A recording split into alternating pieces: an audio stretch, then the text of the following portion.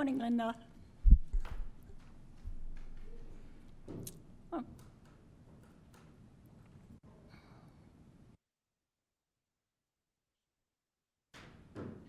I apologize for my lateness. I went to the pool and I got caught by a train Okay. on the way home. Okay. I will call this meeting to order at 10:02. I will read the land acknowledgement. The city of Thorold is situated on treaty land. This land is steeped in the rich history of the First Nations, such as the Hadiwendorong, the Haudenosaunee, and the Anishinaabe, including the Mississaugas of the Credit First Nation. There are many First Nations, Métis, and Inuit people from across Turtle Island that live and work in Niagara today. The city of Thorold stands with all Indigenous people, past and present, in promoting the wise stewardship of the lands on which we live. Thank you. Are there any declarations of interest? No? Moving on to the adoption of the agenda then, I have one very slight revision. There is a motion under designations. That motion will be deferred to the next meeting. I will get into that when we get to that particular section in the agenda. Can I have a mover and a seconder to approve the agenda, please? Jonathan has moved. Right. Dave has seconded. All those in favor? Anyone opposed? Then that is carried. Minutes of the January 28th meeting. Can I have a mover and a seconder, please, to approve? Linda has moved. Mary has seconded. All those in favor? Anyone opposed? Then that is carried as well. Correspondence. Nicholas, is there any correspondence? No, I was not made aware of any correspondence. Great. I have been in correspondence with the NPCA over the last couple of weeks or so. I will get to that in the designation section under the under our new designations this year because it pertains to that. Then we're moving on to financial. There were no invoices for payment this month. I haven't spent any money yet. However, our budget is now approved for this year, and it's the same amount that we had last year. What amount is that? From what I understand, it's $11,300. Is that correct, Nicholas? Yes, that's my understanding. I can bring up the budget documents to confirm the exact amount if you want. I'm pretty sure. Is it necessary? No. If that's what you submitted, I'm not aware of any changes that were submitted to that. Yeah. Thank you. Then we move on. Any questions with regards to budget is not really anything that we are involved in. It's the city and council that decides that. Ongoing business, installation of history plaques for designated properties. We know there are a couple who still get their plaques, however, obviously not right now. That will be deferred until the weather is better. But we have our list of properties that need, first of all, replacements, because some of the plaques are either misspelled or have faded over time. And also we need our next candidates of designated properties that don't have a plaque yet. So we have to decide which ones will get a plaque this year, because we can't do them all at once. It's too expensive. Also, since we are replacing some of the existing plaques, we will only have one new candidate this year. The other ones, usually we have two. The amount that is usually spent on the stand and the plaque for the new candidate will be divided up between replacement plaques however many we can buy with that amount for those properties that need a new plaque. So the list of properties that might need plaques, I forwarded both to you a few weeks ago and also to Justin. He included it with the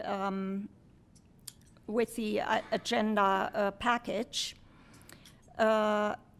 What I listed here were the properties that, according to the website, do not have a plaque. I am aware that some of them probably do, because Mary has already made me aware of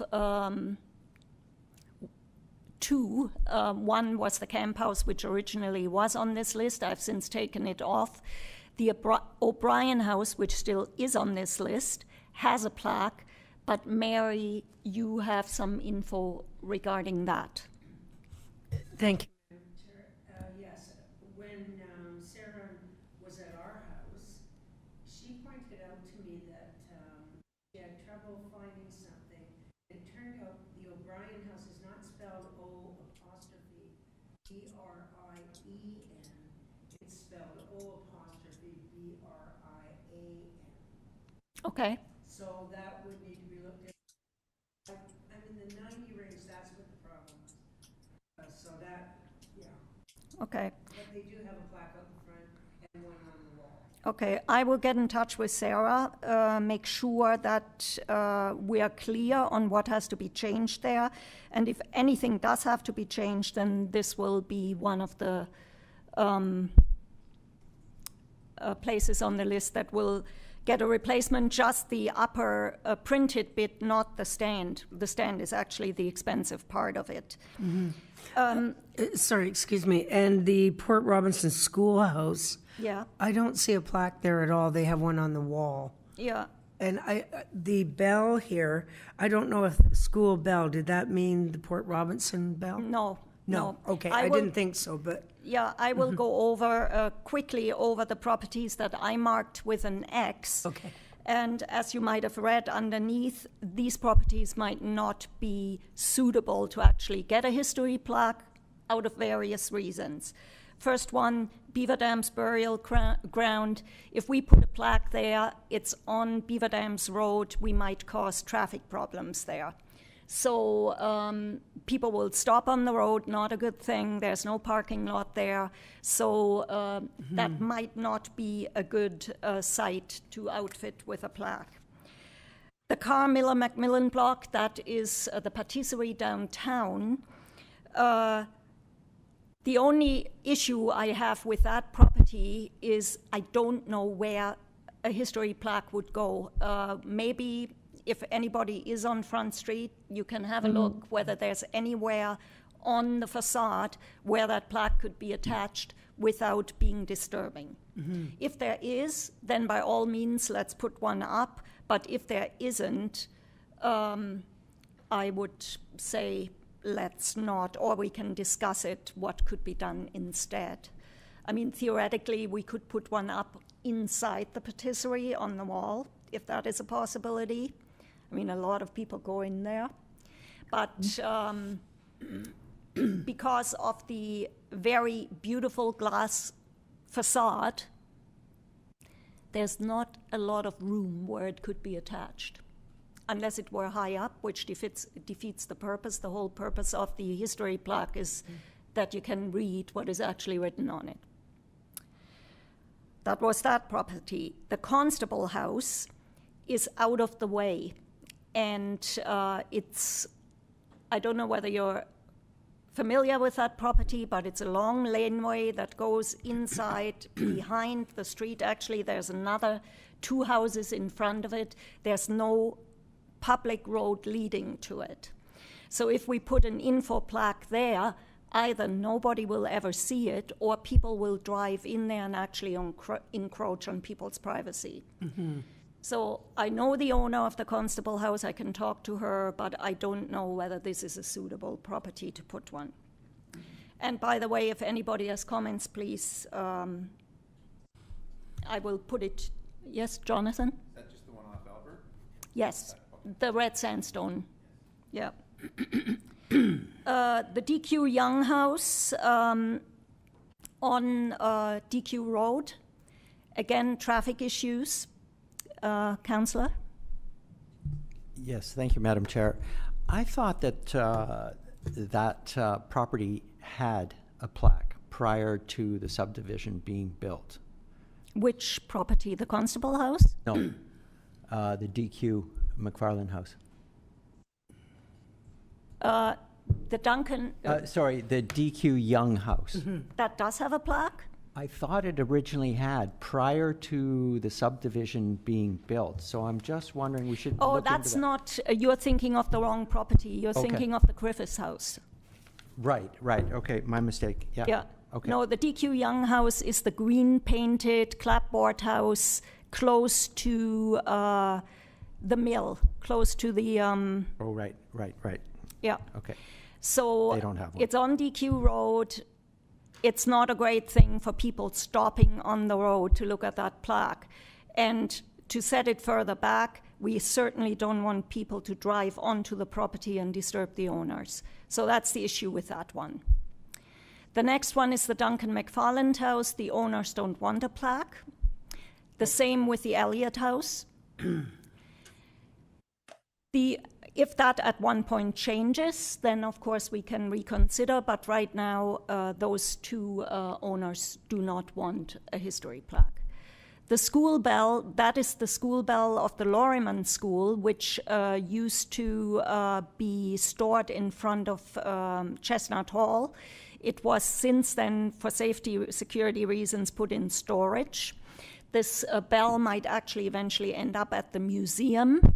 So there's no point having a history plaque for this bell, as certainly not right now. It might at one point become a museum display. The George Bauk House, again, there's traffic issues there. That's on the Merrittville Highway, towards just north of Highway 20. It's not a good idea for people to stop on the highway in order to read a plaque. And again, we also don't want them to drive onto the property in order to read the plaque. That encroaches on the owner's privacy.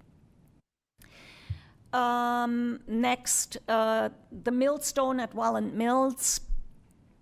Should we put a plaque just for the millstone? The Welland Mills itself is provincially designated. I assume there's a big bronze plaque somewhere. I can't right now remember where it is.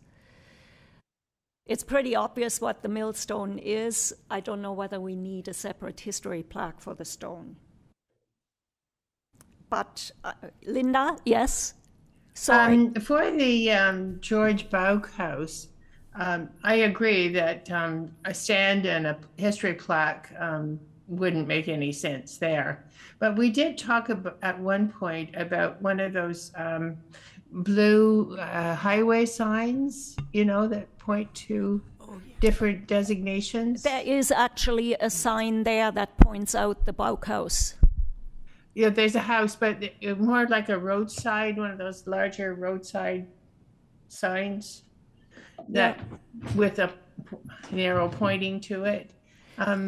You have them for this different farms. You have them for wineries. Yeah. That was just a suggestion at one point where you could put one of the regular roadside blue and white signs to show the designation where that house was. Yeah. Just something we talked about before. Yeah. Thank you. I think there is a sign, Councillor. There's a little sign Yes, at there the is. side of the road on a pole. Yeah. Yeah, that's not what I meant. Or So, a big, no, Mary? that's not what I'm meaning. Yeah. Thank you, Madam Chair. I think what she means is, on the highways, you see a sign that says a winery name.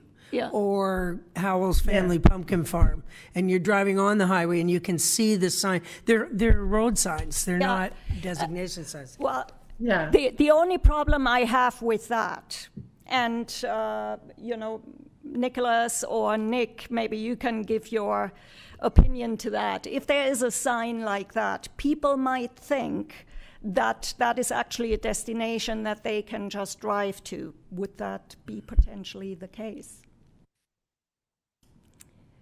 Don't know. Yeah, I mean, I could see a situation where someone may interpret that or have questions about what it is, and maybe traffic builds up, but Yeah. I mean, it's a thing to discuss and to consider whether it's actually feasible. I don't know. It might cause problems in the future. Yes, Councillor? Yeah, thank you, Madam Chair. It might also be a regional road, and so therefore it would have to go through a different process. It's not something Yeah. a city can decide upon. Yeah. Okay. Thank you. Any other comments? No? Have I gone through them all now? The O'Brien House we talked about. Yeah. So among these ones, we can choose one. And let's not consider any of the ones with the access right now. That might, and we don't have to decide that this meeting. Look at the list until the next meeting, because no signs can be put up for a couple of months at least anyways. And we'll have all summer to do that. But we can choose one of those, and then we all already know we have to replace the plaque on the Pew House, and there is various properties where the signs are so faded that nobody can read the wording anymore. These need to be replaced as well. Wynne, was your house one of those? Yes, Madam Chair. Can you hear me okay? Pardon? Can you hear me? Yes, I can. Okay. Yes, Madam Chair. Mine is one on the list of faded plaques. Okay. And I remember that you mentioned, some people mentioning to you that theirs also needed replacing. Do you by any chance remember who that was? I think one of them, we'll have to go and check it out, but one of them might be on Albert Street. I forget what the houses are called, but there's two of them side by side. I think one of them is in need of a replacement. I think those houses are not actually designated. Okay. They have these recognition plaques. This was originally one house that at one point was separated into two. And you mean the ones right opposite Memorial Park, right? Yeah, correct. Yeah, they're not designated. So we can discuss whether those ones would get replacement plaques. It's not really a thing that the Heritage Committee should be responsible for in that case. These houses, in that case, maybe it's up to the owner. I don't quite know what the rules are, but they have these recognition or history plaques to say what they are, but these houses are not protected. But if anybody drives around, walks around, sees plaques that are faded, please let us know so that we can order replacements. Okay? Any comments? No? Then shall we move on to the next item on the list? Heritage permit, are there any updates, Nick? No updates this month. Okay. Thank you, Madam Chair. All right, thank you. And overdue heritage awards, I had put in the agenda that this award, one award to Bob Liddicoat and Kathy Peltier will be given out in March. However, the councillor has just been informed by them that they will actually be out of the country until the end of March. So I will submit a request to you, Nicholas, sometime in the second half of March to include that in one of the council meetings in April. Okay. Any comments? No? Then moving on to new business, street name working group. I haven't, like, our list is ready, but I haven't heard from the city yet when the special committee is going to meet. Is there any movement on that, Nicholas? Through you, Ms. Chair, I can check with Planning Department to kind of see where we're at with that, but I believe a list of preliminary names has been submitted. Oh, I haven't submitted to them. I thought we submitted it when we actually had that meeting with the other groups. So I should submit the list to the Planning Department? So for the street names, yeah, so through you, Ms. Chair, the way it works is this was just kind of a working group to kind of come up with a preliminary list of names for the staff-based group to then consider and make recommendations to council. It was a way of just getting a large volume of names to consider. Okay. Yeah, from what I understood a few months ago, one member of our working group who worked on that list would join that special street name. Yes, so there's a number of people who are on this, for lack of a better term, staff working group. There is a person from this committee who's on it, in addition to 4 or 5 staff members. Okay. Yes.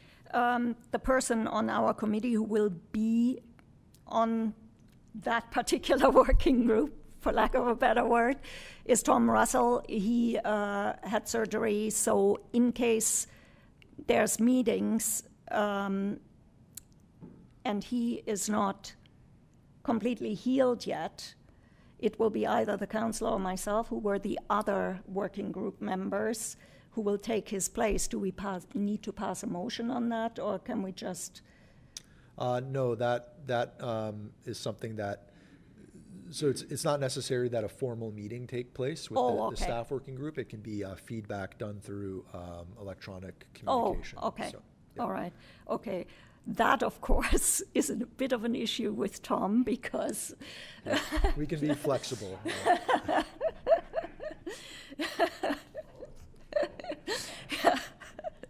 Well, we'll hope everything will work out all right. So what should I do? Should I think it was me who actually then put together the list that we came up with. Should I forward that to Tom so that he can forward it to the Planning Department, or shall I just send it?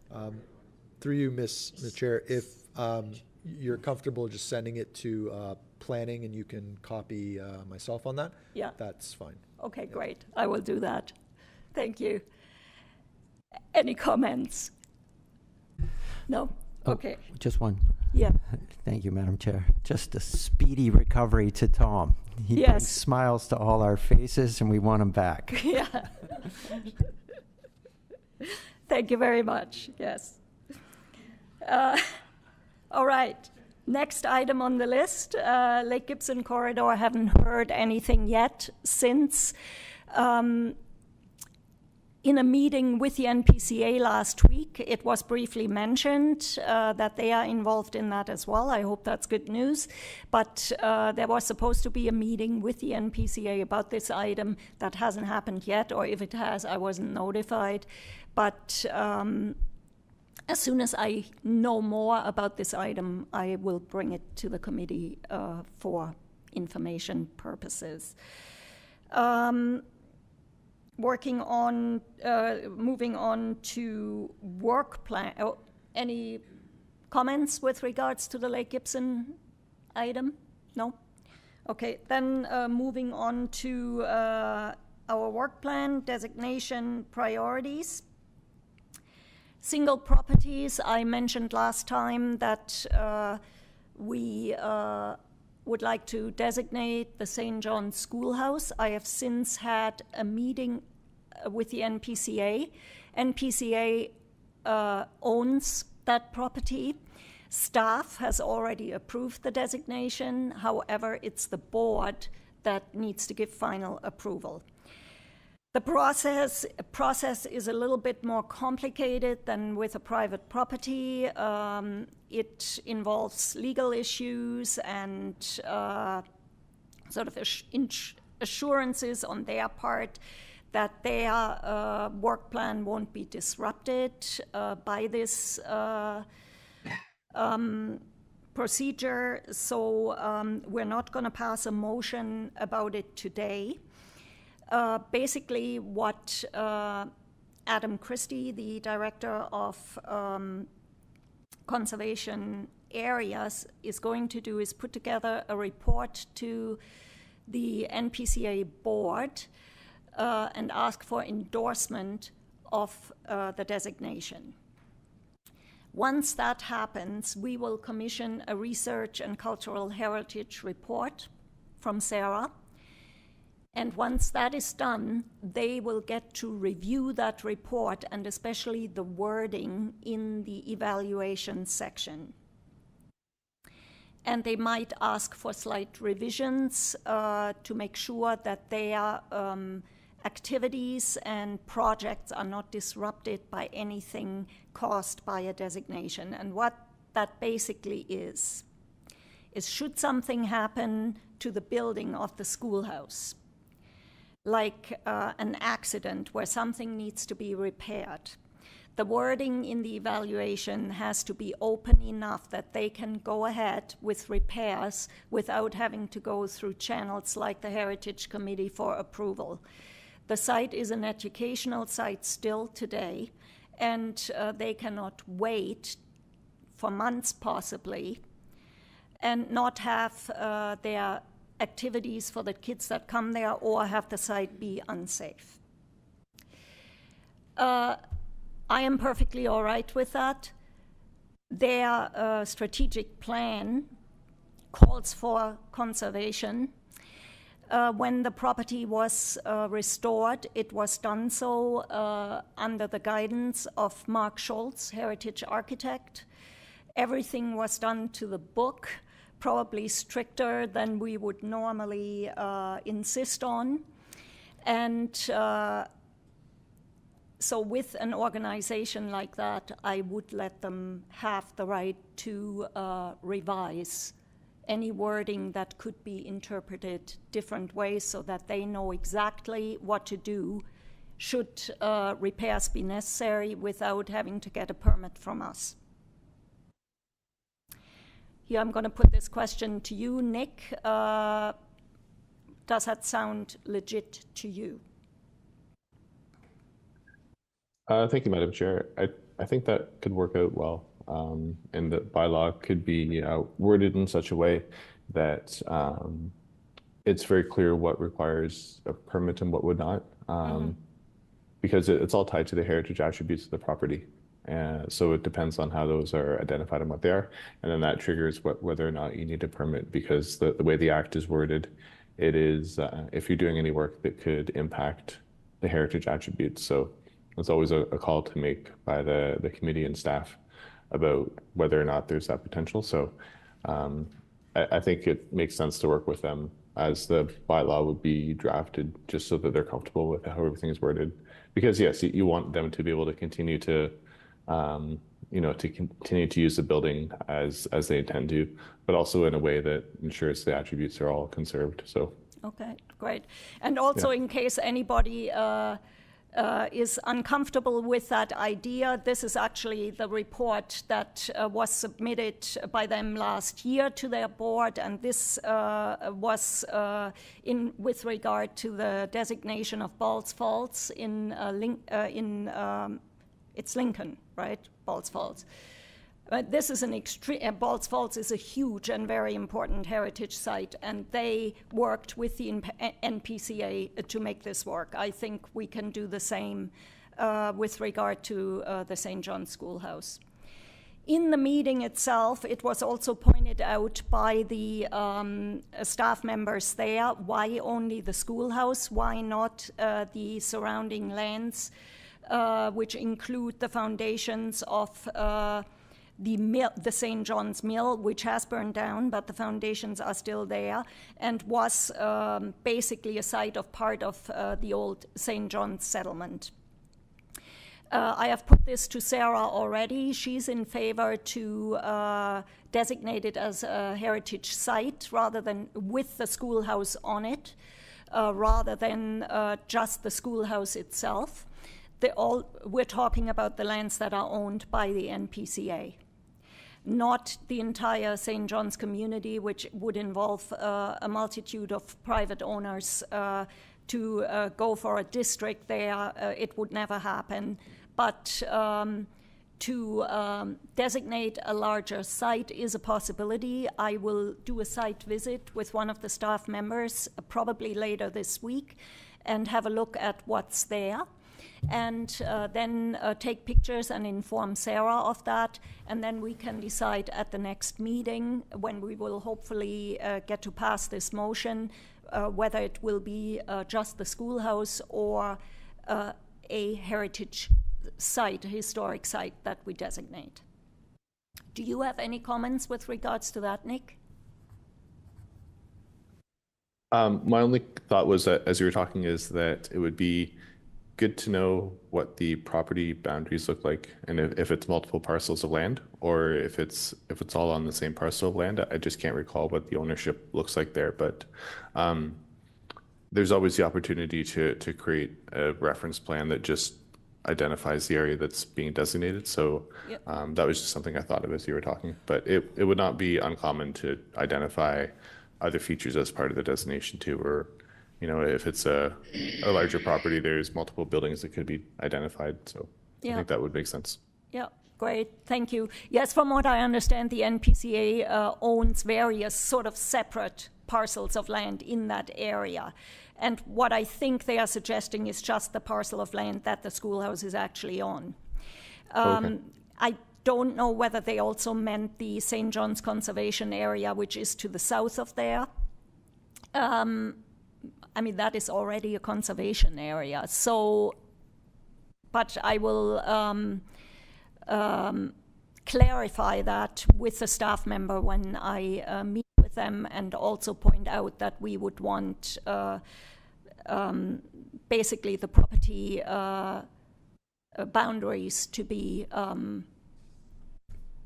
set when we designate. Okay. All right. Any other comments with regards to that? No? Then moving on to districts, as I said, the first step with possibly designating a district is to get property owners in the city on our side. This summer, we will start doing that by being at as many events as we can, and also maybe start approaching single owners. And I remember, Nick, you very generously offered to give us sort of a, frequently asked questions kind of list, how we could approach them. That would be fantastic. Definitely. Yes, I can do that. Great, thank you. And landscapes, we do have landscapes in mind that we would want to designate, but that, as I pointed out last time with regards to the cemetery, we'll have to wait until ownership issues are resolved. Any other comments with regards to designation matters? No? Then moving on to events and fairs, I have put in a application for the Earth Day event, so we will be present there. If anybody has any fantastic ideas how we can improve our presence there with displays or whatever, please let me know. And of course, everybody is also very welcome to join me at the table. Okay. Mary? Thank you, Madam Chair. What's the date of that again? What's the exact date of the Earth Day Fair, Councillor? Oh, just month would be good. I think it's in April. It's around Easter. I think it's the weekend after Easter. I think we had a Easter issue, and we had to look at one weekend further. So, according to our website, it would be Saturday, April 26th, from 11 to 3 p.m. Great. Okay. 11 to 3, Still thank a you. ways away, end of April. It will we won't have a meeting in April, so it actually is a nice event to go to because, you know, there we can put the word out that way. Thank you. Any other comments with regards to Earth Day? Nope. Okay, and I brought up Remembrance Day in the November meeting. In the January meeting, it completely slipped my mind to include that. I thought it might be nice for the Heritage Committee to have some kind of presence at the Remembrance Day celebrations in Memorial Park. Or I'd like to put it to the committee whether you're in approval of that. This is part of our heritage. Memorial Park and the Cenotaph are designated heritage sites. The question is, what would we do? Would we want to lay a wreath? I'm sure that could be worked into our budget somehow. If not for this year, then we could request it for next year's budget. The question is, I put this to the committee. What are these wreaths made of? Are we creating non-biodegradable waste by adding another wreath? Is there another thing that we could do to show our respect other than laying a wreath, which most of these wreaths are not made out of natural materials? Or would it possibly be okay? I don't know what the rules are for Remembrance Day to lay a wreath that is not the same as every other wreath. Councillor, what's your take on that? Through you, Madam Chair. So the wreaths look similar. They're not all the same. So people have them made up, purchased from different sources. But they are all wreaths. Yeah. There is nothing else that's presented. Yeah. But do you think it would be permissible to have a wreath made out of natural material? Through you, Madam Chair, I can speak to the Legion members, the President, Eric, and see what his thoughts and views are. It might be determined that it's only that type of wreath, but I can speak to him and report back. Okay. I mean, I also, you know, it's not my decision. I want to put this to the committee as well. I just, you know, like to protect the environment as much as possible and create less waste rather than more. I'd love to lay a wreath, but what are your thoughts with regards to that? Anyone? Mary?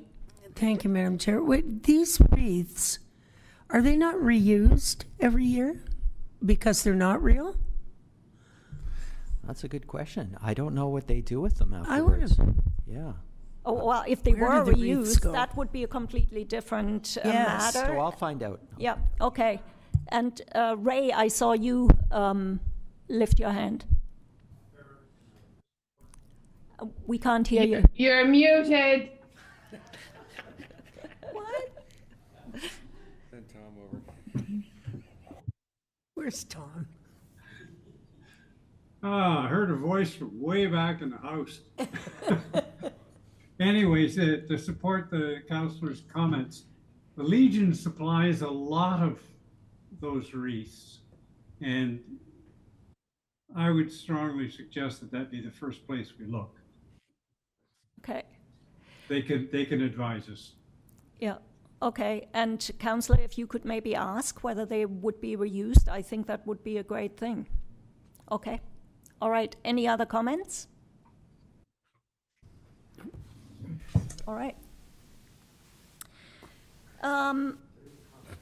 Oh, I was just going to say, I think it's a good idea to have a presence no matter what works out with the wreath, yes. Okay, great, thank you. Okay, do we need to have a motion on that, Nicholas? Or can we have it later? It's still a ways away. Through you, Ms. Chair, I think you're okay to proceed without a motion, just a direction to come back with more information. Okay, great, thank you. All right, moving on to our other outstanding items. Does anybody have anything to add to the list of items that have been on our agenda forever and every once in a while something comes up? Yes, Nick. I do have just a minor update on the 2 bylaws that were being updated. It looks like they will go to council at the April meeting. Okay. April 8th, I think it is the date. Great. So that's the intended timing. So I'll keep you posted. Great, thank you so much. You're welcome. I think the Allenberg Church, I put on that as well. I have not been there since I pointed out to the committee that it has major deterioration issues. There's work going on at the Allenberg Community Center right now. I would imagine staff has also seen it, but I will try and get to that area and look at it again.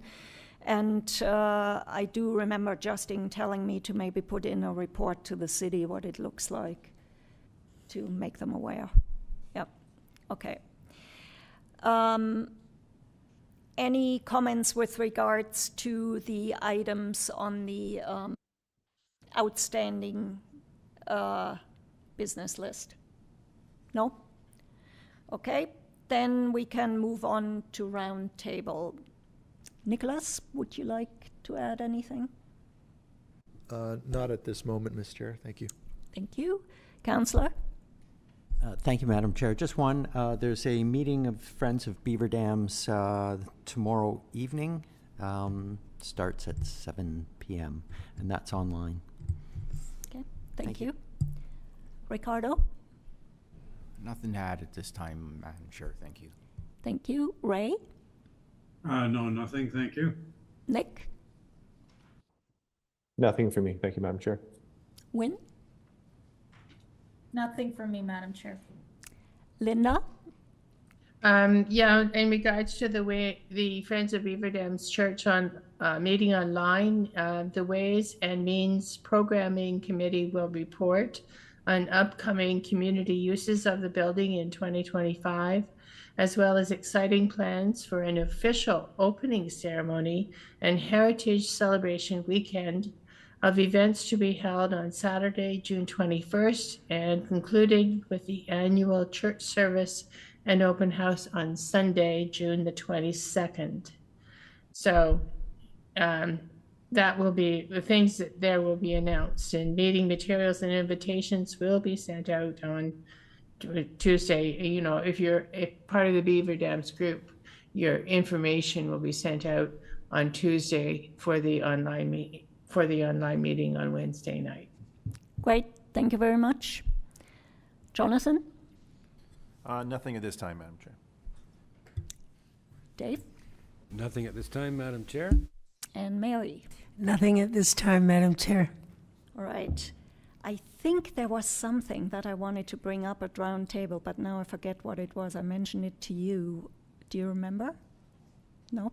Okay, it couldn't have been that important. I will bring it up at the next meeting then. The next meeting will be held on March 25th, and as always at 10 a.m. And in hybrid format as always. And there being no further business, this meeting is now adjourned at 10:45. Thank you very much, everybody. Bye. Thank you. Bye.